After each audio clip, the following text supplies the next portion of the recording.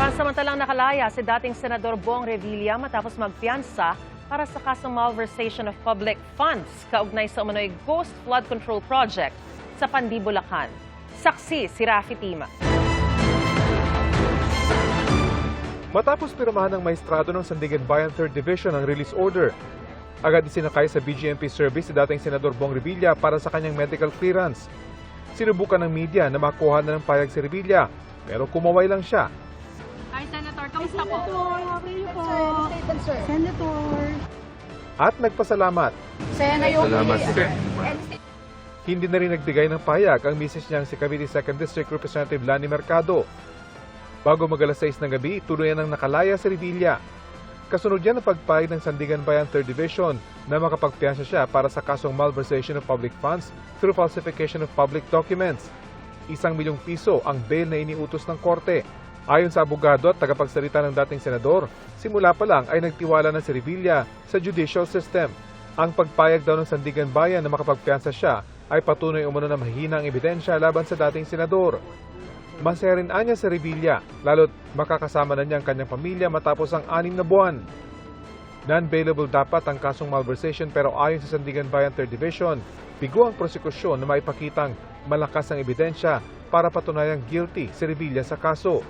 Sa inihaing kaso ng Ombudsman noong Enero, sinabi nitong nagsabwatan si Revilla at 6 na kapwa-akusado para ilabas ang 76 million pesos para sa flood control project sa Pandi, Bulacan na non-existent pala ng inspeksyonin ng proyekto. Ang ibinibintang na 76 million kay Revilla at iba pa ay malaking bahagi ng sinasabing 92.8 million pesos na ghost project sa Pandi pa lang. January 19 sumuko sa PNP-CIDG si Revilla. Alam kong hindi ako papabayaan ng Diyos dahil wala po akong kasalanan dito. Humiling ding makapagpiyansa ang mga kapwa-akusado ni Revilla, kabilang sina dating DPWH Bulacan 1st District Engineers Bryce Hernandez at JP Mendoza. Pero hindi sila pinagbigyan ng korte. Nauna nang pinayagan si Revilla na makapagpiyansa ng 90,000 pesos para sa kasong graft sa Sandigan Bayan 4th Division. Ayon sa Malacanang, nirerespeto ng administrasyon ang desisyon ng Sandigan Bayan na siya raw nagpapasya sa mga ganitong usapin. Nasa kamay naman daw ng mga prosecutor kung anong nararapat na gawing hakbang sa nasabing desisyon. Ang dapat lang anya, laging manaig ang batas at ang proseso. Nirerespeto din daw ng Office of the Ombudsman ang desisyon ng Sandigan Bayan, pero nanindigan ito sa kanilang investigasyon at trabaho. Gagawin daw nila ang lahat na paraan para maipakitang matibay ang anilay evidence of guilt laban sa dating senador. Pangalawang pagkakataon na itong makulong ni Revilla matapos masangkot sa katiwalian. Una noong 2014, nakasuhan siya ng plunder at graft matapos madawit sa pork barrel scam.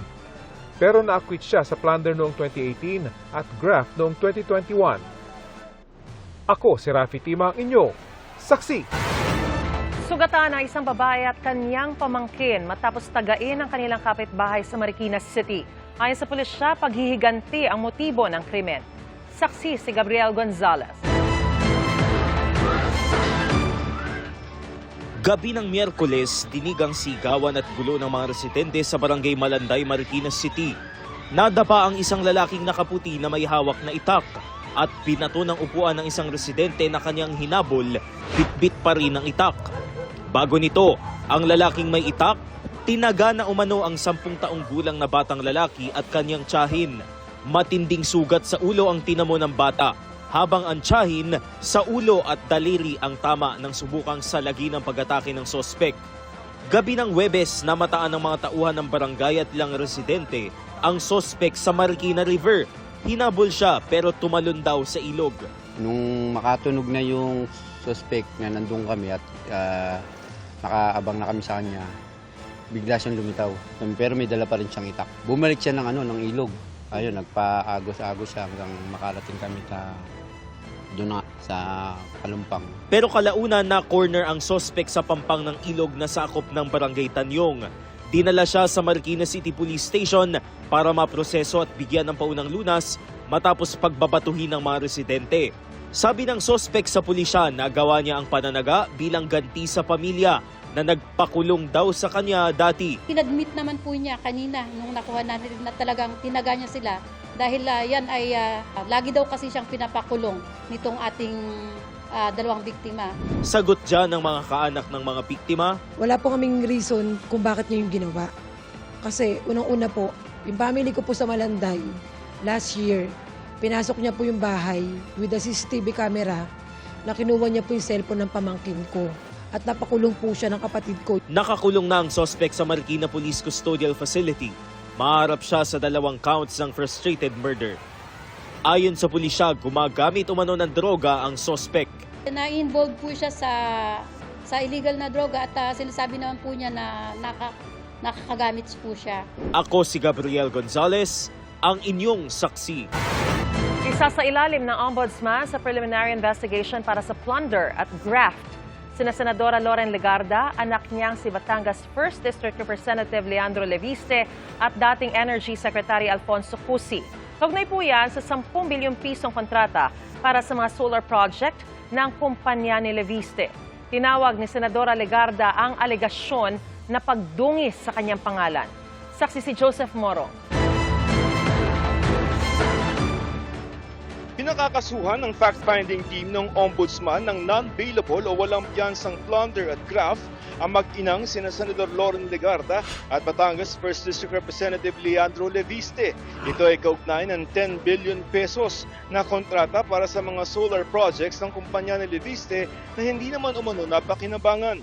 Lumabas kasi sa investigasyon ng fact-finding team ng Ombudsman na kumuha lamang ang kumpanya ni Leviste ng mga eksklusibong prangkisa para sa solar project pero ibinenta lang ang mga ito. Ghost electricity. Pangako nila magpo-produce sila ng kuryente, binenta lang, kumita lang ng pera, pero hindi nila ginawa. Nakuryente lang tayo kung ika nga. Sabit ang kanyang inang si Legarda dahil nakuha ni Leviste ang prangkisa ng 2019 kung kailan chairman ng Senate Finance Committee ang senadora. Ginamit niya yung kanyang posisyon para makakuha ng prangkisa yung anak niya. Hindi naman makukuha ng 21-year-old kung hindi tinulungan ng nanay niya na chairman noon ng Finance Committee ng Senado. Pinakakasuhan din ng plunder at graft si dating Department of Energy Secretary Alfonso Cusi na nakaupo sa pwesto na mabigyan ng prangkisa si Leviste. Idadaan pa ng Ombudsman sa preliminary investigation sina Senador Loren Legarda, anak niyang si Congressman Leandro Leviste at dating Energy Secretary Alfonso Cusi para malaman kung may sapat na ebidensya para kasuhan sila sa korte.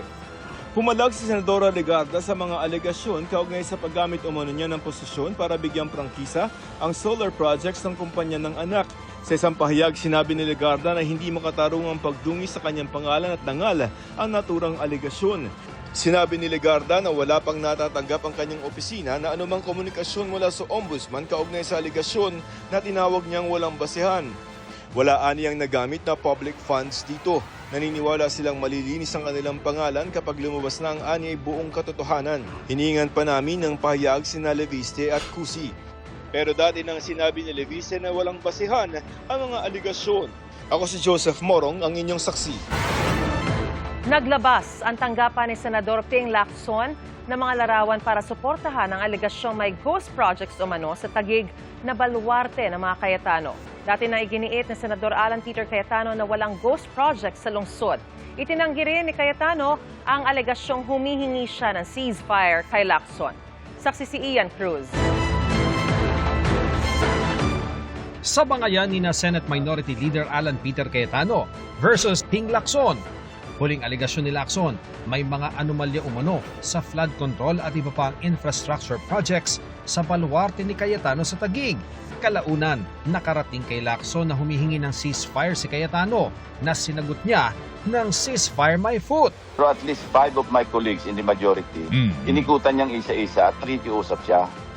Kung pwedeng tigil na muna,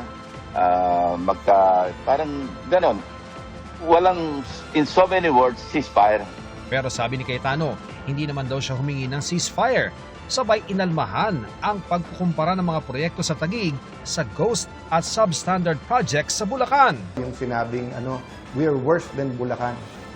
Napakalaking, yung pondo sa Bulacan, sa isang distrito lang yon, times 5 ba? Kaso sa Taguig. Tapos sa Taguig, yung pondo, kasama naman dyan mga kalye, kasama dyan mga multi-purpose buildings, school buildings. At sa Taguig, makikita nyo, gumaganda ang buhay ng mga tao. I really don't mind the investigation. Basta patas lang.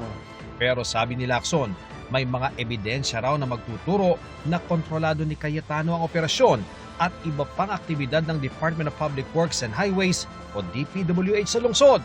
Sabi pa ni Lacson, sa tulong ng mga informante, nabuo na nila ang money trail. Nabatid ang daloy ng mga komisyon mula sa mga proyekto kaya sinimulan na nilang isumite ang mga nakalap na ebidensya sa Office of the Ombudsman.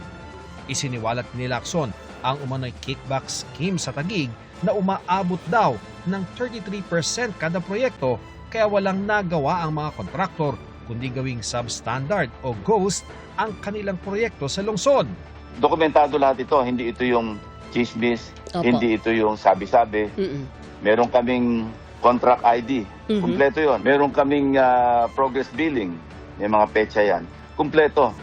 Ilang larawan ng mga proyekto sa Taguig ang inilabas ng tanggapan ni Lacson para suportahan ang alegasyong may ghost projects din sa syudad ni Cayetano. 4 na magkakahiwalay na slope protection projects na na-award sa 4 na magkakaibang contractors.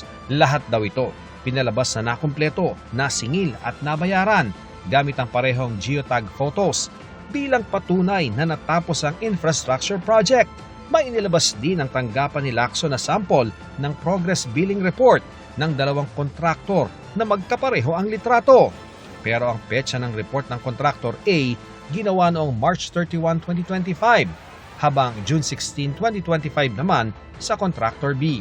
Kinocompute pa raw ng grupo ni Lacson ang kabuoang halaga ng pondo na ginastos ang proyekto dahil marami pa raw silang nadidiskubre. Sabay sabing malaki raw ang budget dahil may insertion umano sa 2025 budget si Cayetano. Malaki yung halaga. Ang na-insert niya kasi sa 2025 pa lamang na GAA, 6.795 billion pesos. Sa kanya pa lang yan. Opo. Sinisika pa ng GMA News na makuha ang panig ni Cayetano pero dati na nitong sinabing walang ghost project sa Taguig. Ako si Ian Cruz, ang inyong saksi. Kina-question ni late Representative Martin Romualdez kung patas sa investigasyon ng Ombudsman laban sa kanya. Ayon sa dating House Speaker, pantay na hustisya ang hinihingi niya pero gumagamit anya ang Ombudsman ng mga testigo na naharap sa kasong cyber libel at perjury para siya at siya lamang ang ituro. Dagdag niya, hindi siya uurong sa laban at hindi rin matitinag. Ayon naman kay Assistant Ombudsman Miko Clavano, totoong may issue ng kredibilidad sa joint affidavit ng mga nagpakilalang dating bodyguard ni Zaldico. Pero nang isinumiti raw ang kanilang mga salaysay, ay nakitang malinaw at consistent ang mga detalye kaugnay ng paghahatid umano ng pera kina Ko at Romualdez. May nakalap din daw na independent na ebidensya na susuporta sa mga naturang salaysay.